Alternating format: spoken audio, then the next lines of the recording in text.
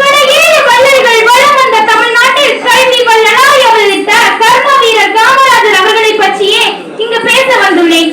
கல்வி என்ற பேராயுதம் அனைத்து அடக்குமுறைகளையும் ஒடுக்குமுறைகளையும் உடைத்தெறியும் ஆயுதம். அப்படிப்பட்ட ஆயுதத்தை கடைக்கோடி கிராமங்கள் வரை கொண்டு சேர்த்த பெருமை ஐயா பெருந்தகை காமராஜர் அவர்களிடையே சாரும். அப்படிப்பட்ட கல்வி தாயை பற்றி என் தாய்மொழியில் அவர் வாழ்வில் நடந்த நேர்மையான ருசிகரமான நிகழ்வுகள் எல்லாம் பற்றி உங்களிடத்தில் பகிர்ந்து கொள்ள ஆசைப்படுகிறேன். ஒருவரை பற்றி தெரிந்து கொள்ள வேண்டுமானால் அவர் அருகில் இருப்பவரை பற்றி அறிந்து கொண்டாலே போதும். அப்படி அவருடைய அமைச்சரவையில் அவர் அமைச்சராக அமர்த்திய அமைச்சர்கள் பற்றி கூற விரும்புகிறேன்.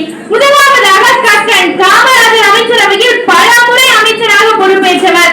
பல முறை அமைச்சராக பொறுப்பேற்றிருந்த போதிலும் தனது வாழ்நாளின் இறுதி காலத்தை சென்னை அரசு மருத்துவமனையில் தான் கழித்தார். படுக்கை கூட இல்லாமல் தரையில் படுத்திருந்தார். இப்படிப்பட்ட அமைச்சரை இம்மண் வேறெங்கும் கண்டதுண்டா? காமராஜரின் அமைச்சரவையில் இருந்த அமைச்சர்களே இப்படி நேர்மையானவர்கள் என்றால் காமராஜர் அவரது வாழ்வில் எவ்வளவு நேர்மையானவராக இருந்திருப்பார். கற்கை நஞ்சே பிச்சை புகினும் கற்கை நஞ்சே என்றார் ஔவையார். பிச்சை எடுத்தால் உங்களை கல்வி பயில வைப்பேன் என்று கூறியவர் நம் காமராஜர் அவர்கள். நாட்டையும் மக்களையும் ஆண்டவர் ராஜா. மக்களுக்காக நாட்டை ஆண்ட ராஜாதி ராஜா நம் காமராஜர் அவர்கள். கண்ணுடையார் என்போர் கற்றோர், முகத்திரண்டு புண்ணுடையார் கல்லாதவர் என்ற குரலை எரியூற்றி 1953 8ஆம் வகுப்புக்கும் 1963 11ஆம் வகுப்புக்கும் மதிய உணவு திட்டத்தை அறிமுகப்படுத்தினார். அது மட்டுமல்லாமல் பள்ளி சீருடை திட்டம், பாட புத்தகம் என அனைத்து திட்டங்களையும் அமலுக்கு கொண்டு வந்தார். அது பூர்வ பெண்ணுக்கு படிப்பதற்கு என்ற பழக்கத்தை மாற்றியவர். கல்வியில் சிறந்த தமிழ்நாடு என்ற பாரதியின் வார்த்தையை மெய்ப்பித்தவர். காமராஜரின் தாய் கஷ்டப்படுவதை கண்ட ஊர் இளைஞர்கள் அனைவரும் சேர்ந்து அவருக்கு வீட்டிற்குள்ளேயே குடிநீர் வசதி செய்து கொடுத்தனர்.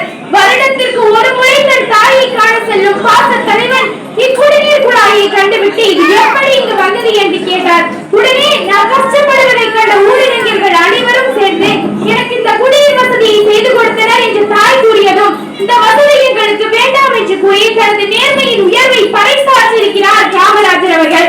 காமராஜரின் உறவினர் ஒருவர் திரையரங்கு கட்டிக் கொண்டிருந்தார். அதற்கான கட்டிட வேலைப்பாடுகள் முழுமையாக முடியாத நிலையில் அதற்கான திறப்பு விழாவிற்கு ஏற்பாடு செய்யப்பட்டிருந்தது. அதற்கு காமராஜரும் வருகை புரிவதாக இருந்தது. ஆனால் அம்மாவட்டத்தின் ஆட்சியர் அவ்விழாவிற்கு ஒத்துழைக்கவில்லை. உடனே காமராஜர் அவர்கள் அம்மாவட்ட ஆட்சியரின் வீட்டிற்கு சென்று அவரது நேர்மையை பாராட்டியதோடு மட்டுமல்லாமல் அவர் மனம் சங்கடப்படாதவாறு அவர் வீட்டில் தேநீரும் மறந்துவிட்டு சென்றார். இப்படி எளிமையின் சிகரமாகவும் நேர்மையின் மறு உருவமாகவும் விளங்கிய காமராஜர் அவர்கள் இம்மண்ணை விட்டு பிரிந்திருக்கலாம், ஆனால் எங்கள் நெஞ்சத்தை விட்டு என்றும் பிரிய முடியாது. இறுதியாக காமராஜர் அவர்களுக்கு இக்கவிதைகளை சமர்ப்பிக்கின்றேன். அரசியல் நாகரிகத்தின் நாண்டவனே, பல அணைகளை கட்டி மாண்டவனே. அரசியல் நாகரிகத்தின் நாண்டவனே, பல அணைகளை கட்டி மாண்டவனே. எதிரிக்கும் புகழ்ந்த நல்லவனே, உண்மை எடுத்ததால் எமனும் கெட்டவனே. எதிரிக்கும் புகழ்ந்த நல்லவனே, உண்மை எடுத்ததால் எமனும் கெட்டவனே.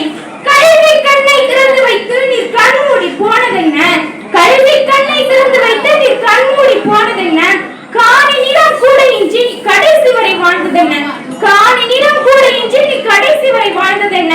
பெருந்தலைவா கர்ம வீரா, உன்னை காணாதது என் பாவம். பெருந்தலைவா கர்ம வீரா, உன்னை காணாதது என் பாவம். இவ்வுலகம் இருக்கும் வரை ஐயா உருவம் நிலைத்து நிற்கும். இவ்வுலகம் இருக்கும் வரை ஐயா உருவம் நிலைத்து நிற்கும். இவ்வாண்ட கல்வி பிச்சைகள் தான்யா என் இனமே பிழைத்து நிற்கும். இவ்வாண்ட கல்வி பிச்சைகள் தான்யா என் இனமே பிழைத்து நிற்கும் என்று கூறி காமராஜரின் புகழ் ஓங்குக, காமராஜரின் புகழ் வளரே என்று கூறி விடைபெறுகிறேன். நன்றி, வணக்கம். எனக்கு இந்த இடத்தில் பேச வாய்ப்பு சென்னை வல்லநாட் நகரசபை பேரவையாளர் அவர்களுக்கும் என்னால் பேசவை அமர்ந்து கேட்டுக்கொண்டிருந்த நல்ல உள்ளங்களுக்கும் என் நன்றியை கூறி விடைபெறுகிறேன். நன்றி.